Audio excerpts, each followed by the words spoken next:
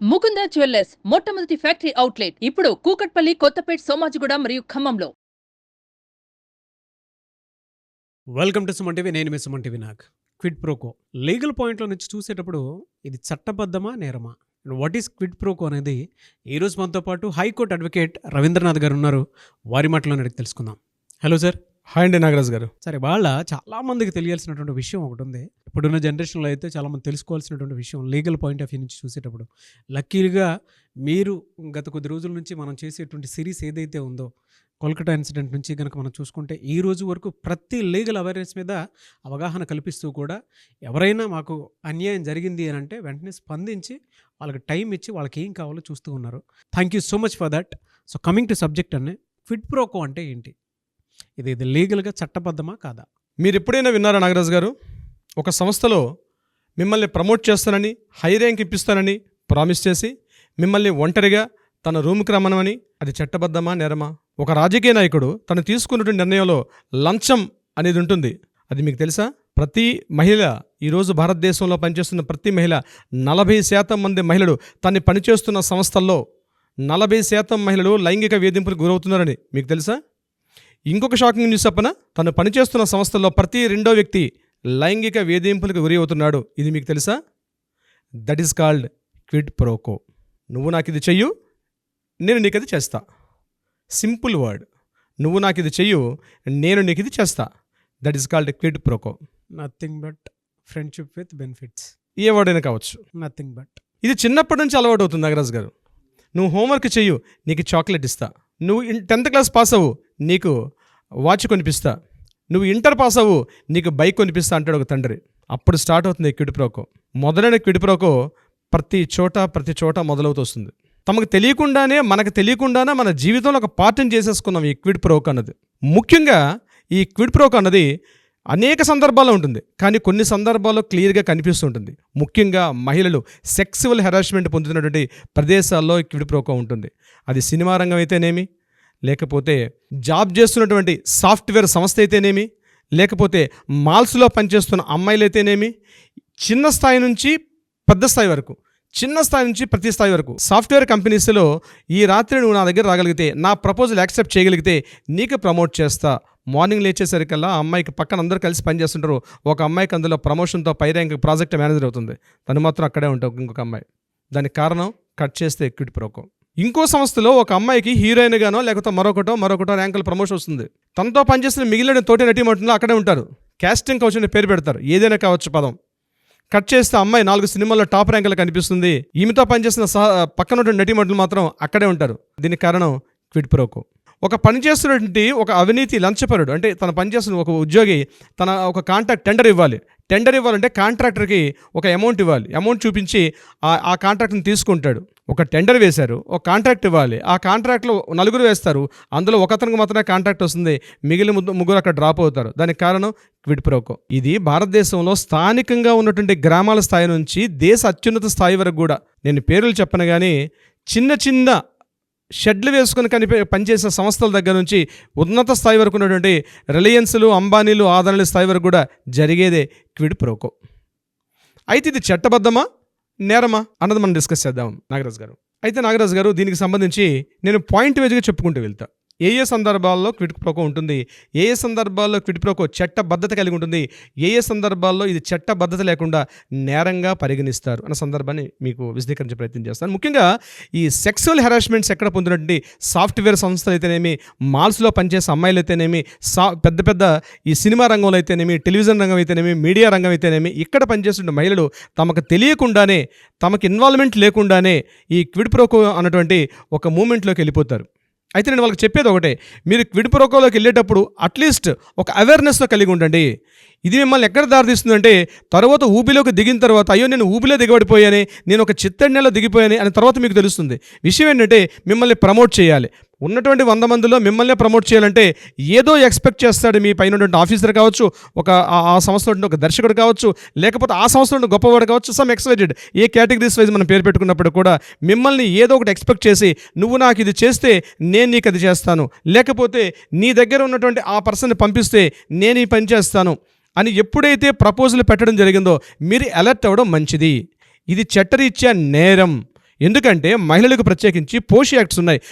ముఖ్యంగా పనిచేస్తున్న ఎక్కడైతే సంస్థలు ఉన్నాయో ప్రివెన్షన్ కావచ్చు, ప్రొహిబిషన్, ప్రివెన్షన్, రెడ్రెసల్ యాక్ట్స్ ఉన్నాయి. 2013 ప్రకారం పనిచేస్తున్న ప్రతి సంస్థల్లో కూడా ఒక చట్టబద్ధత కలిగినటువంటి ఒక మహిళా కమిటీ ఉండాలి. మీకేమైనా ఇబ్బందులు కలిగినట్లయితే డెఫినెట్గా మహిళా కమిటీకి మీరు సూచించుకోవాలి, నాకు ఇలా ఇబ్బంది కలుగుతుందని. అప్పుడు వాళ్ళు దాన్ని కాన్ఫిడెన్షియల్గా మెయింటైన్ చేస్తారు. ఈ కాన్ఫిడెన్షియల్ మెకానిజం డెవలప్ అవ్వాలి. కాన్ఫిడెన్షియల్ మెకానిజం డెవలప్ కాకపోవడం వల్లే ఇటీవల మనం చూసినట్టు జానీ మస్ట్ ఇష్యూ కావచ్చు, ఇంతకుముందు మనం మలయాళ రంగంలో చూసిన ఇష్యూ కావచ్చు, రీసెంట్గా మనం ముంబై రంగంలో చూసిన ఇష్యూ కావచ్చు, ఢిల్లీలో మనం కొన్ని ఇష్యూస్ చూసాం. మనకి తెలియనటువంటి సాఫ్ట్వేర్ సంస్థల్లో బయటికి చెప్పుకోలేక, ఎందుకంటే ఎన్నో బాధలు పడుతున్న కొన్ని వేల మంది, లక్షల మంది అమ్మాయిలు ఈ సంస్థల్లో ఉన్నారు. నాగరాజు గారు, నేను సాహసం చేస్తున్నాను యాజ్ బీయింగ్ అన్ అడ్వకేట్గా. మమ్మల్ని చాలా మంది సంప్రదిస్తున్నారు, సార్ నేను ఈ పరిస్థితిలో ఉన్నాను అని. రీసెంట్గా మేము ఒక వన్ వీక్ బ్యాక్ నేను పేరు చెప్పడానికి ఇష్టపడిన ఒక కంపెనీ పేరుంది, వాళ్ళు మా దగ్గరికి వచ్చారు. సార్ నా ప్రాజెక్ట్ మేనేజర్ ఆయన యూఎస్ఏ రమ్మంటున్నాడు, నన్ను వెళ్ళమంటారా వద్దా? నేను వెళ్తే నాకు ప్రమోషన్ వస్తుంది, మా హస్బెండ్ పనిచేసే పరిస్థితిలో లేడు, నేను నా ఫ్యామిలీ కోసం వెళ్ళే పరిస్థితిలో ఉన్నాను. ఇటువంటిప్పుడు నేను ఏ రకమైన ప్రికాషన్ తీసుకోవాలి? ఆ అమ్మాయి కాస్త తెలివైనది కాబట్టి తను ప్రికాషన్స్ తీసుకుంది. నేను కొన్ని సలహాలు ఇవ్వడం జరిగింది. ఆ సలహాలు ఆచరించి తను అమెరికా వెళ్ళింది. వచ్చిన తర్వాత ఏమైంది అన్నది నేను అంత డీటెయిల్గా నేను మిమ్మల్ని ప్రయత్నం చేయను. బట్ నేను ఏమంటానంటే, ముఖ్యంగా మహిళలు ఈ విషయంలో తాము ఎక్కడైతే పనిచేస్తున్నారో వయసుతో తారతమ్యం లేదు. రీసెంట్గా జానీ మాస్టర్ విషయంలో మనం చూసాం, 16 ఏళ్ళ అమ్మాయి, 2017 అనుకుంటాను. సో ఇక్కడ ఏంటంటే ఆ అమ్మాయి మైనర్గా ఉన్నప్పుడే తను ఒక టెలివిజన్ షోలో తను పార్టిసిపేట్ చేసిన తర్వాత ఆ అమ్మాయిని అంచెలంచెలుగా ఇస్తా అని చెప్పి, అది as a writer wrong, I don't know exactly, but మనకు అందిన ఇన్ఫర్మేషన్ ఈరోజు మనకి సోషల్ మీడియాలో ఉన్న సమాచారం మేరకు నేను తెలియపరుస్తున్నాను. సో ఇక్కడ కూడా క్విడ్ ప్రోకో జరిగింది. ఎగ్జాక్ట్లీ మనకి తెలిసినటువంటి విషయాలు ఇవి. మనకు తెలియకుండా ఎన్నో రంగాల్లో ప్రతి అమ్మాయిలు ఈరోజు సెక్సువల్ హెరాస్మెంట్ అనుభవిస్తున్నారు. ఇది క్విడ్ ప్రోకో కిందకు వస్తుంది డెఫినెట్గా. సో దీనికి సంబంధించి నేను విపులీకరణ చేయాలంటే మనం ఒక స్పెషల్ ఎపిసోడ్ చేయాలి నాగరాజు గారు.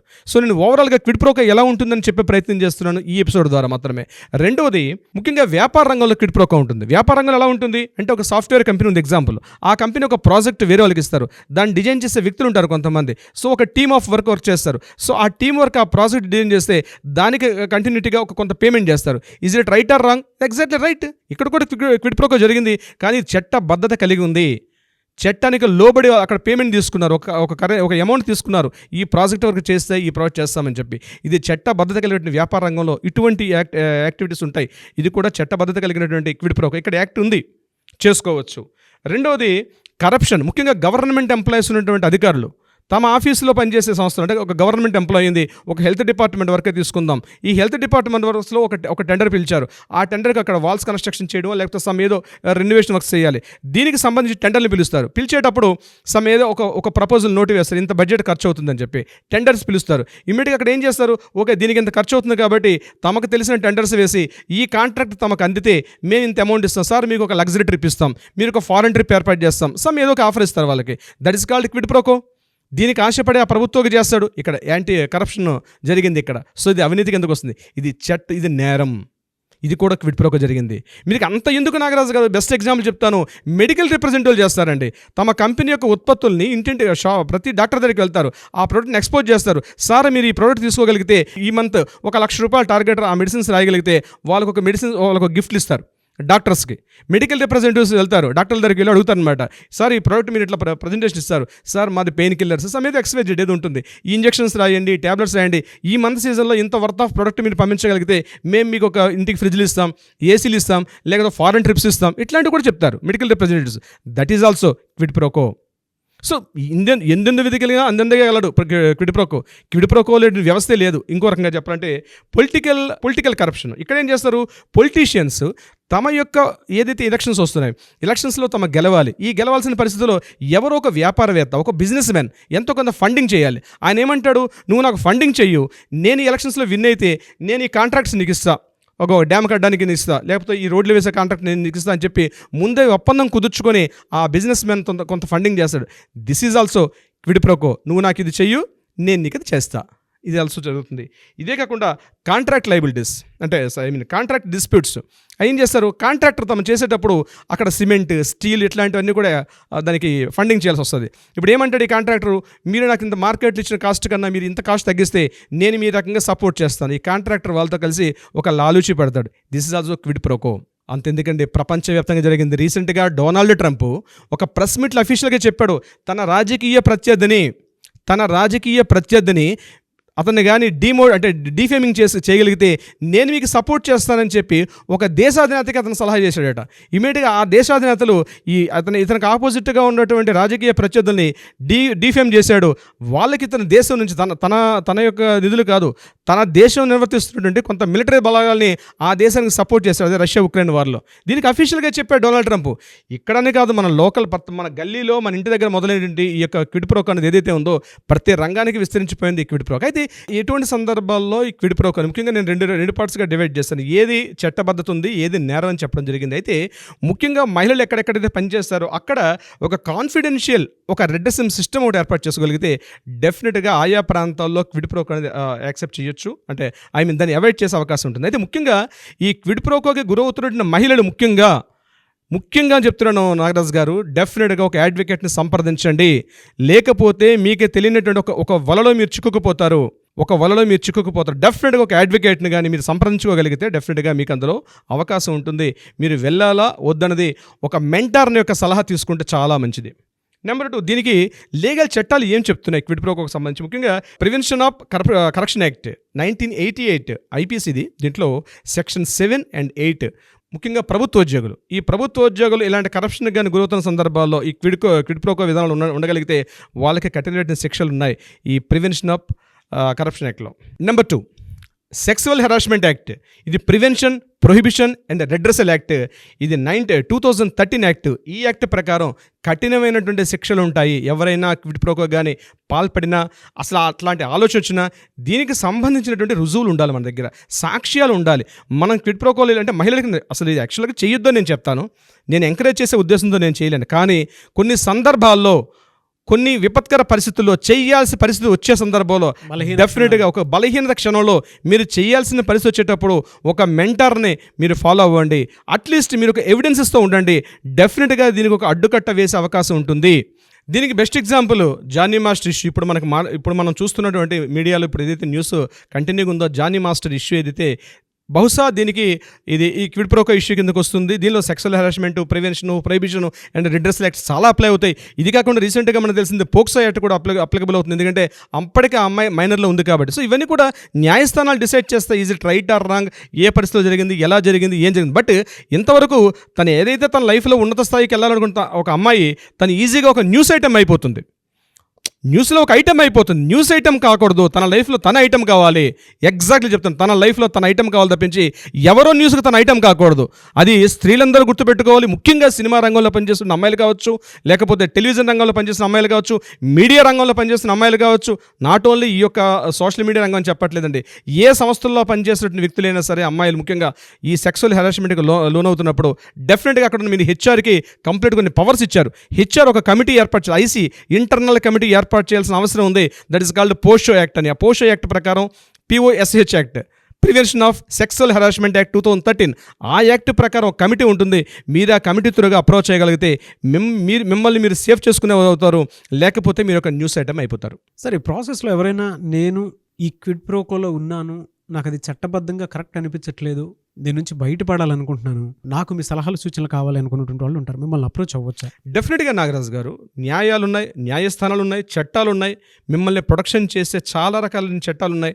సో మిమ్మల్ని బెటర్గా ప్రివెన్షన్ చేస్తూ మిమ్మల్ని ప్రొటెక్ట్ చేస్తున్న చట్టాలు మనకు ఉన్నాయి. డెఫినెట్గా కింద కాంటాక్ట్ చేస్తున్న నెంబర్కి మీరు సంప్రదించగలిగితే డెఫినెట్గా మన లీగల్ టీం వాళ్ళని అప్రోచ్ అవుతారు, మాట్లాడతారు. Nagaraju garu, anyways thank you so much Ravindranath garu. Thank you so much Nagaraju garu. చూసారు కదా ఈ వీడియోపై మీ అభిప్రాయాన్ని కమెంట్ బాక్స్లో పోస్ట్ చేయండి. ముఖ్యంగా మీరు కనుక క్విడ్ ప్రోకో ప్రాసెస్లో తెలియకుండానే అంటే నేరమైనటువంటి విషయంలో మేము కూడా ఇన్వాల్వ్ అయ్యి ఉండిపోయాము, దానివల్ల మా పర్సనల్ లైఫ్ కూడా దెబ్బతినే అవకాశం దాకా వచ్చేసాము అనుకున్నటువంటి వాళ్ళు ఎవరున్నా సరే, ఉమెన్ అయినా సరే, మెన్ అయినా సరే, స్క్రీన్ మీద మీకు కాంటాక్ట్ నెంబర్ కనిపిస్తుంది రవీంద్రనాథ్ గారిది. దానికి మీరు కాల్ ఆర్ మెసేజ్ వాట్సాప్ చేసి మిమ్మల్ని మీరు రక్షించుకోండి. ఫస్ట్ మిమ్మల్ని మీరు రక్షించుకోండి, అది కూడా లీగల్గా. ఫర్దర్గా ఎలాంటి కాంప్లికేషన్స్ కూడా ఉండకుండా ఉండే విధంగా. సో ఈ వీడియో మొత్తం చూసిన తర్వాత నేను కూడా దీనికి బాధ్యుడేమో అనుకునేటువంటి ఆలోచన కలిగినా కూడా, మీకు ఆ డౌట్ ఉన్నా కూడా స్క్రీన్ మీద కనిపిస్తున్న నెంబర్కి సంప్రదించండి.